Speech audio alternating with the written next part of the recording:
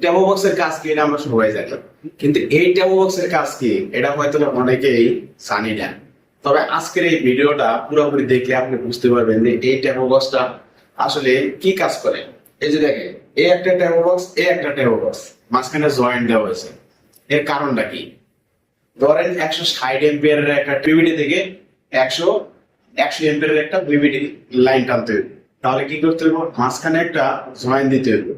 আর এই জয়েন্টটাই দেওয়া হয় এই জয়েন্ট ট্যাবো বক্স দিয়ে। এই দেখেন, মাঝখানে কিন্তু এই দুইটা ট্যাবো বক্স, এটা কিন্তু পার্ট বাই পার্ট আলাদা করা যায়। আর এখানে যে তারগুলো দেওয়া হয়েছে এখান থেকে এই ট্যাবো বক্স থেকে এই ট্যাবো বক্সে কানেকশন করার জন্য। অর্থাৎ এটা হচ্ছে 160 এম্পিয়ারের ট্যাবো বক্স, আর এটা হচ্ছে 100 এম্পিয়ারের ট্যাবো বক্স। অর্থাৎ রিডিউস করা হয়েছে, 160 থেকে 100-তে রিডিউস করা হয়েছে।